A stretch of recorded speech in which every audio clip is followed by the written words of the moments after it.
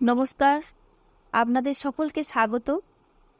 গল্পের সাথে আজকের নিবেদন আশাপূর্ণা দেবীর লেখা ছোট গল্প অবচেতন।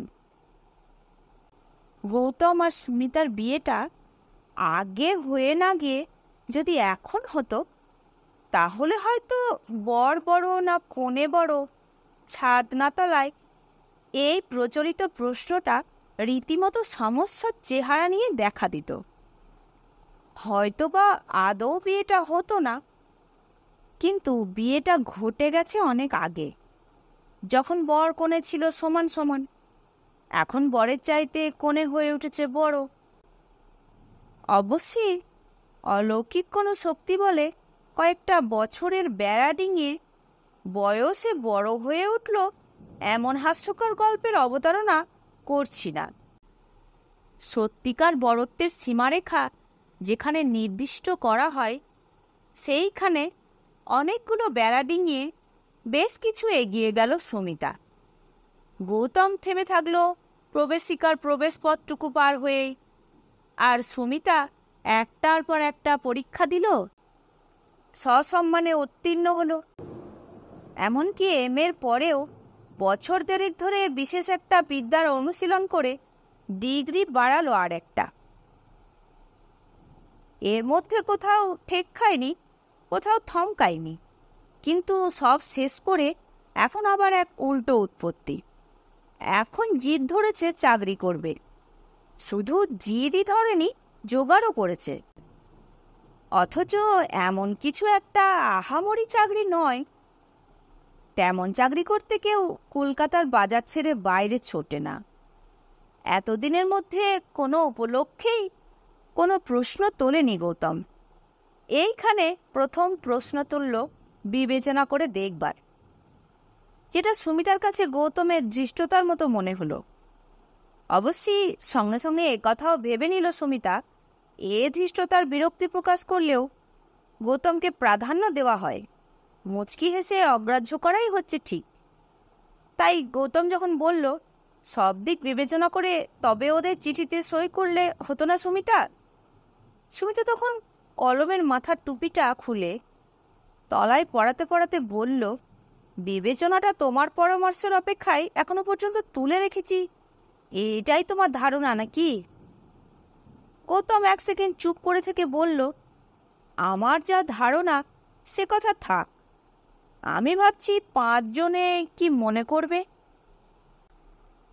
সুমিতা হাসল না, শুধু ঠোঁটের কোণটা ঈষৎ একটু বঙ্কিম রেখায় স্থির করে রেখে বলল, 5 জনে তো 5 রকম মনে করতে পারে, সেই ভেবে কর্তব্য নির্ধারণ করা সম্ভব বলে মনে হয় তোমার? কথামালার গল্পগুলোও অন্তত পড়েছিল তো? সুমিতার ব্যঙ্গে গৌতম আহত হলো কিনা বোঝা গেল না। হয়তো লোহার ব্যবসা করে করে মনটা তার কঠিন হয়ে গেছে, তাই সহজে ভিতরের কথা বোঝা যায় না। ও শুধু ম্লান হেসে বলল, তাহলে সংকল্পের নড়চড় নেই? সুমিতা উত্তর দিল, আমার সম্বন্ধে এইটুকু জ্ঞানও অর্জন করনি এতদিনে। নড়চড় করবার জন্য যেটা সৃষ্টি হয় সেটার নাম খেয়াল। সংকল্পের বিশ্লেষণ হচ্ছে স্থির। গৌতম গম্ভীর হাস্যে বলল, অত সব ভালো ভালো কথার মানেই কি জানি চাই? কিন্তু জিজ্ঞেস করতে ইচ্ছে করছিল, একেবারে দেশ ছেড়ে চলে যেতে মন কেমন করবে না? সুমিতা মৃদু হেসে বলল, ওটা বড্ড মেয়েনি। সুমিতার জীবনটা যেমন গতিবেগে চঞ্চল, গৌতমের জীবনটা তেমনই স্তিমিত। প্রবেশিকা পার হতে না হতেই হয়েছিল পিতৃবিয়োগ। লোকাভাবে হাল ধরতে হলো বাপের ছড়িয়ে ফেলে রেখে যাওয়া ব্যবসাটার। লেখাপড়ার ওইখানেই ইতি। তারপর শ্রম আর সাধনার জোরে ধীরে ধীরে লক্ষ্মীকে প্রতিষ্ঠা করেছে জীবনে। বাণিজ্যেই যে তার বসতি প্রমাণ করেছে এই শাস্ত্রবাক্য। তবে ভাগ্যদেবী বেহিসাবি হয়ে বাড়তি কিছু দিয়ে বসেননি তাকে, পরিশ্রমের মূল্য হিসেব করেই দিয়েছেন। তবু এরই মাঝখানে মাতৃআজ্ঞা শিরোধার্য করে তার ভাঙা সংসার জোড়া দিতে এক ফাঁকে বিয়ে করে বসেছিল বয়স তখন নেহাতি কাঁচা। সুমিতাও অবশ্যই আরও কাঁচা। ক্লাস 10-এর ছাত্রী, বিবাহ বন্ধনের বিরুদ্ধে বিদ্রোহ করবার প্রয়োজনীয়তাও ঠিক অনুভব করেনি। এখন হলে অবশ্যই করত, কিন্তু সত্যি কথা বলতে তখন বিয়ে ব্যাপারটাকে বেশ মজার বলেই মনে হয়েছিল তার। আর তার বাপ মাও পাত্রের বিদ্যার ত্রুটি বিশেষ গ্রাহ্যের মধ্যে আনেননি। ছেলের বাপের পয়সা কড়ি আছে, আছে চালু কারবার, যেটা নিশ্চিত অন্যের গ্যারান্টি দিচ্ছে। ছেলেটি শান্ত, সুবোধ, পরিশ্রমী। ছাপোষা বাপ আবার কি দেখবে? নিজের পকেটের জোর কম, মেয়েও এমন কিছু রূপসী নয়। এর বেশি চাইলে চলবেই বা কেন? বিয়ের সময় তাই কোথাও কোনোখানে দ্বিধা ছিল না। বিয়ের পর ম্যাট্রিক দিয়ে প্রথম ঘর করতে এলো সুমিতা। গৌতমের মা বউকে প্রায় কোলে করে সকলকে বলে বেড়ালেন, লোকেদের সব লেখাপড়া জানা বউ হয়, মনে মনে আমারও বড় সাধ ছিল। ভগবান সে সাধ মেটালেন। তোমরা আশীর্বাদ করো, আমার ভাঙা ঘর আবার গড়ে উঠুক। কিন্তু সুমিতার হাতে হার রয়েছে নিজেকে গড়বার। সে মাল মশলা নিয়েই সে জন্মেছে। শুধু পাস করেই ক্ষান্ত হলো না সুমিতা, স্কলারশিপও নিল। অতএব কলেজে ভর্তি হবার বায়না সে নিতেই পারে। কেউই এ বায়নাতে অসঙ্গত বলবে না। বরং গৌতমের মার আপত্তিটাই অসঙ্গত বলে সমালোচিত হল। তিনি বলে বসেন, একটা পাস করেছে সেই ঢের, আর কেন? শাশুড়ির আপত্তিতে মর্মাহত সুমিতা রাত্রে গৌতমের কাছে প্রাণের বাসনা ব্যক্ত করল। সকলের কাছে বউয়ের সাফল্যের প্রশংসা শুনে শুনে 22 বছরের বরের মনটা তখন হাওয়ায় ভাসছে। মায়ের সম্মতি আদায় করবার ভার সে স্বেচ্ছায় নিল।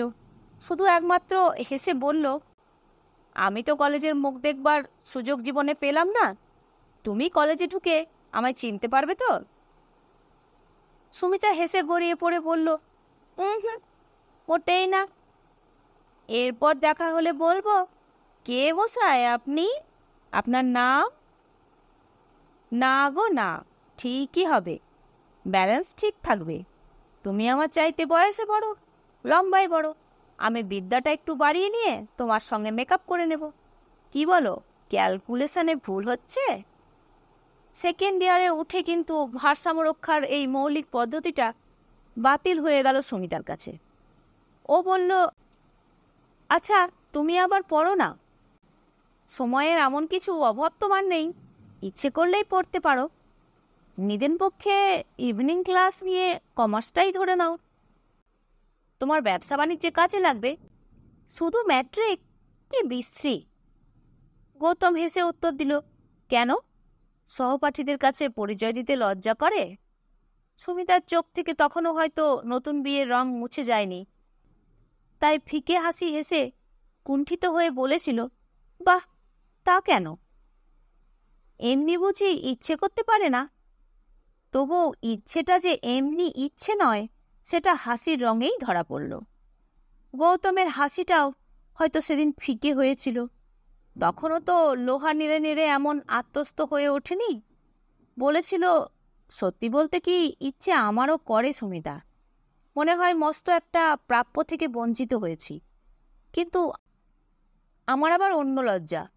সবাই বলবে, বউয়ের দেখা দেখি বুড়ো বয়সে আবার পড়া ধরল। না, গোড়ায় বড্ডই ভুল হয়ে গেছে। সুমিতা তখন ভাবছিল একটা বাংলা সিনেমার গল্প।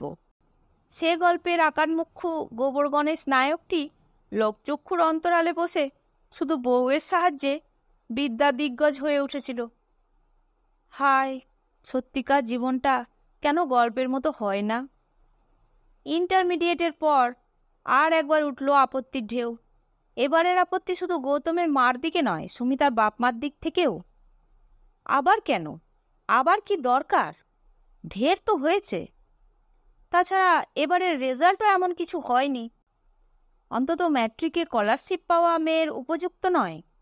আর সুমিতার ঝোঁক বা রোখের কারণটাও তাই। হয়তো এবারের সাফল্য আশানুরূপ হলে গতিপথের মোড় ঘুরে যেত। উল্টোটায় গোঁ আরও বাড়ল। বিয়েতে দেখিয়ে দিতে হবে। তাই গৌতম যখন নিজের মায়ের কথা সযত্নে পরিহার করে সুমিতার বাপের যুক্তি তুলেই বলল, তোমার বাবা তো বলছিলেন, আর কি দরকার? আর আমিও ভাবছিলাম। তখন সুমিতা ঝাঁঝের সঙ্গে বলল, আমার ভাবনাটা তুমি একটু কম ভেবো। দরকার বোঝবার ক্ষমতা তোমার নেই। এবারে এর চাইতে অনেক ভালো রেজাল্ট আমি করতে পারতাম, যদি তোমার মায়ের মনোরঞ্জন করতেই আমার সমস্ত শক্তি ব্যয় হয়ে না যেত। এবারে আমি আমাদের ওখানে গিয়ে থাকবো ঠিক করেছি। আমাদের ওখান অর্থে অবশ্য পিত্রালয়। গৌতম বলল, সেটা কি ভালো দেখাবে সুমিতা? মন্দ দেখাবে কেন? তাও তো বুঝি না। 2 বছর বাপের বাড়ি থাকলে তোমার অপমান হবে? ছি সুমিতা, তাও বলিনি। বলছিলাম তোমার বাবাও তো আবার পড়া তেমন পছন্দ করছিলেন না। সুমিতা বিরক্ত হয়ে বলল, মানুষ যখন বুড়ো হয়ে যায় তখন তার পছন্দ অপছন্দের কোনো হেতু থাকে না। আর আমি তো বাবার পয়সায় পড়তে যাচ্ছি না, অপছন্দর কে আছে? এমন স্পষ্ট ও রূঢ় কথার প্রতিবাদ চলে না। গৌতম চুপ করে গেল। শ্বশুরের সঙ্গে কথা কয়ে ব্যবস্থা করে আসতেও দেরি করল না। আর যাবার সময় সুমিতা বলল, চলে যাচ্ছি বলে রাগ করে যাওয়াটাওয়া বন্ধ করো না যেন, যেও মাঝে মাঝে। গৌতম হাসল। বউ বাড়ি নেই, সমস্ত সংসার ফাঁকা। গৌতমের মা তিষ্ঠতে পারেন না, রেগে গিয়ে ছেলেকে বলেন, তুই এমনি আস্কারা দিয়ে দিয়ে বউকে বাড়াবি? মেয়ে মানুষ যা ধরবে তাই করবে। গৌতম হেসে বলল, লেখাপড়ার ইচ্ছেটা তো খারাপ নয় মা, করো না বলি কি করে? তাই বলে তোর চাইতে অতখানি তালেবর করে তুলতে হবে? করে তুলতে কে কাকে কতটুকু পারে মা, যে যা হবার নিজের ক্ষমতাতেই হয়। আর তোর এই কারি কারি টাকা খরচটা বুঝি কিছু নয়? তা যদি বলো মা, ভারী ভারী গয়না দিতে হলেও তো কারি কারি টাকা লাগতো। মা বললেন, তোর মুখ খুমিতেই বউয়ের এত বার বেড়েছে। গৌতম সকৌতুকে বলল, মুখুর পক্ষে মুখ খুমিটাই তো স্বাভাবিক মা। তাছাড়া উল্টোটা করলে আবার তোমার বউ এমনও তো ভাবতে পারে আমি হিংসে করে ওর উন্নতির পথ আটকাচ্ছি। ভাবলে তো বড় বয়েই গেল। বউ ভালো ভাববে এই আল্লাহ ধুয়েই জল খেগে যা। এরপরে যখন বউ 4খানা পাস করে চতুর্ভুজা হয়ে মুখ্য বরের ঘর করতে চাইবে না, তখন দেখবি মজা। গৌতম বেজায় হেসে ওঠে। হেসে বলে, কেন বাপু, সেকালে সব মহামহা পণ্ডিতরাও তো মুখ্য বউ নিয়ে ঘর করে গেছেন।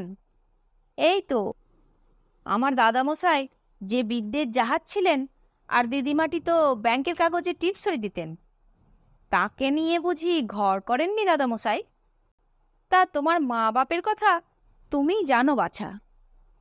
গৌতমের মা চটে মোটে বললেন, ঘর করবেন না বলে মাথার মনি করে রাখতেন, বিদ্যেই খাটো বলে মানুষকে খাটো করবেন? মার এতটুকুর আগে থরহরি কম্প। কি সর্বনাশ, তাই নাকি? সেকেলে বুড়োদেরও এত সব ছিল? তবে আর আমাদের দোষ দাও কেন বাপু? বকিস নে, তোদের সঙ্গে তাদের তুলনা? তোদের এখনকার হলো জোরহস্ত ভয়, তাদের ছিল ভালোবাসার খাতির। কিসের সঙ্গে কিসের তুলনা? সুমিতার মা বাপ মেয়ের আড়ালে বলা বলি করতে লাগলো, জামাই যদি পড়ায় আমাদের আর কি বলবার আছে? বোঝাতে গেলে হয়তো মেয়ের অভিমান হবে, ভাববে এখানে থাকার জন্যই আপত্তি করছি। তবে কি না মেয়েটি থাকলেই তো নিত্যি জামাই আসা আসি ঝঞ্ঝাট বেড়ে গেল ঢের। তা এসব তো বছর আগের কথা। নিত্যি যাওয়া আসার পথ খুলে রেখে তেমন কিছু ঝঞ্ঝাট বাড়ায়নি গৌতম, একান্তে তপস্যা করতে দিয়েছে সুমিতাকে। ছুটি ছাটাতেও শ্বশুরবাড়ি আসা হয়ে ওঠেনি সুমিতার, হয়তো বান্ধবীদের সঙ্গে দল বেঁধে গিয়েছে কলকাতার বাইরে এখানে ওখানে, হয়তো বা প্রফেসরদের সঙ্গে গিয়েছে নালন্দায়, গিয়েছে শান্তিনিকেতনে। গৌতমের মা দিন গুনছিলেন পড়া সাঙ্গ হওয়ার, নিজের জন্য নয়। আর ও বউ এসে যে কাঁচা কাপড়খানা পরে তাকে এক ঘটি জল এগিয়েও দেবেন না, তা তিনি বুঝেছেন। তবে দিন গুনছিলেন ছেলের জন্য। ছেলেটাকে সংসারে না দেখে মায়ের প্রাণে স্বস্তি কোথায়? তাছাড়া অলক্ষিত বাসনা জগতে একটি শিশু মূর্তি মাঝে মাঝে উঁকি দিয়ে যায় নাকি? দস্যি বউকে জব্দ যদি কেউ করতে পারে, সেই পারবে। সেই অনাগত শাসনকর্তার উপরই যেটুকু ভরসা তার। কিন্তু এ যে হরিষে বিষাদ। এত কাণ্ডর পর সব লেখাপড়া সাঙ্গ করে এখন কিনা সুমিতা এক চাকরির নিয়োগপত্রে সই করল। অনেকে অনেক বোঝালো, সুমিতা সংকল্পে অটুট। সকলে বললে, তোমার বরের পয়সা খাই কে বাবা, তোমার এ কষ্ট সাধনে দরকার? সুমিতা উত্তর দিলে, বসে খাবারই বা জাস্টিফিকেশন কি? এতদিন ধরে যা শিখলাম সেসব তো তাহলে অর্থহীন হয়ে যায়। অতএব যাত্রার আয়োজন বহাল থাকলো। যাবার আগে কয়েকদিনের জন্য এ বাড়িতে বেড়াতে এলো সুমিতা। সৌজন্যের প্রতিমূর্তি হয়ে কুশল প্রশ্ন করতে গেল গৌতমের মার কাছে।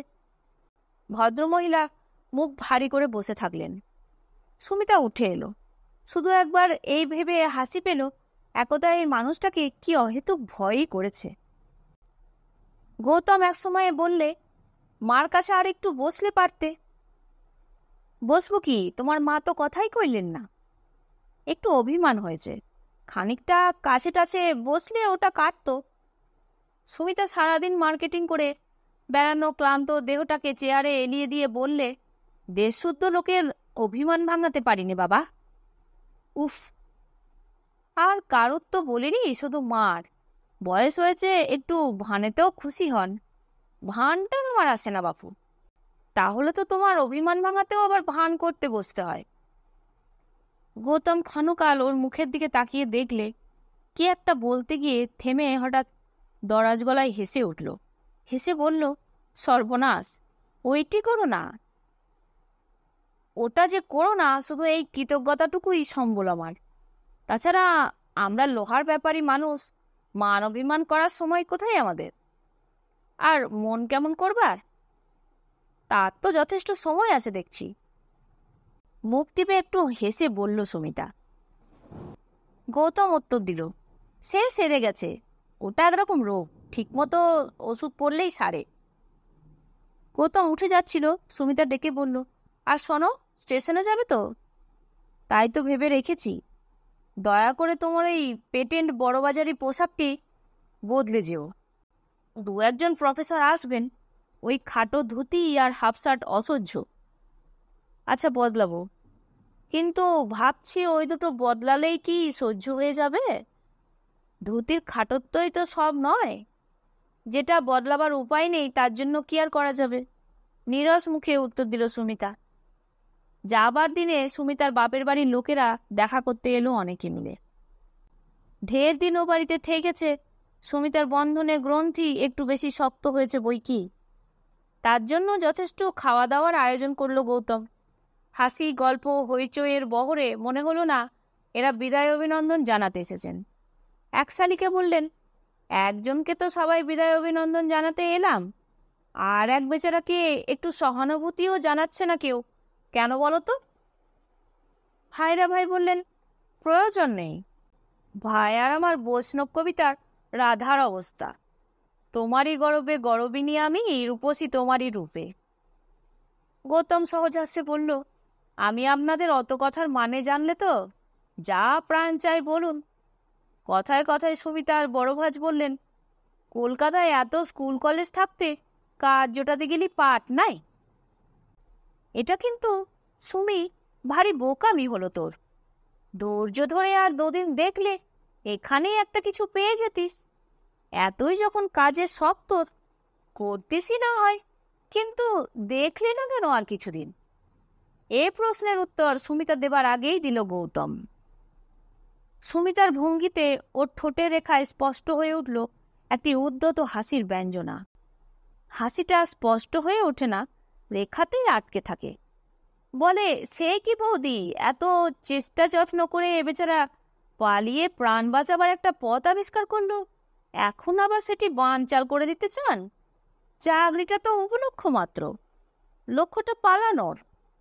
মেয়ে লিখত ঘোচাবার জন্য যতই উঠে পড়ে লাগুন আপনারা, ও আর খোঁজবার নয়, ওটা জড়িয়ে আছে আপনাদের অস্থি মজ্জায়। ভাজ অবাক হয়ে বললেন, এ আবার কিরকম কথা হলো? একা বিদেশে যাওয়াটা বুঝি মেয়েলিপনা? যাওয়ার পালানো এই দুটি কি এক বৌদি? হয়তো অন্য সময় হলে গৌতমের কথায় কানে যেত না সুমিতা, উড়িয়ে দিত অগ্রাহ্য করে। কিন্তু গৌতমের ঠোঁটের কোণে ওই হাসির ব্যঞ্জনা, ও যে শুধু মনের মধ্যে আগুন ধরিয়েই দিল তা নয়, অবাকও করে দিল। গৌতমও এ হাসি হাসতে পারে? এমন কৃপা আর ব্যঙ্গের ধারালো হাসি, যেটা নাকি সুমিতার একচেটে। এ হাসির ছেলে সুমিতার আত্মপ্রসাদের বিরাট প্রাসাদের ভিত নড়ে উঠেছে। যে সত্যকে নিজের চোখ বুজে অস্বীকার করতে চায় সুমিতা, সে সত্য গৌতম অধিকার করে বসতে পারে? মনস্তত্ত্বের তত্ত্ব বোঝবার ক্ষমতা ওরও আছে নাকি? সত্যিই পালিয়ে যাচ্ছে না সুমিতা? গৌতমকে স্বীকার করে নেবার ক্ষমতা তার আর নেই বলেই না পালাবার প্রয়োজনকে সৃষ্টি করা? এ অক্ষমতা গৌতম তবে ধরে ফেলেছে। কিন্তু তাই বলে তো আর সবার মধ্যে হারতে পারে না সুমিতা।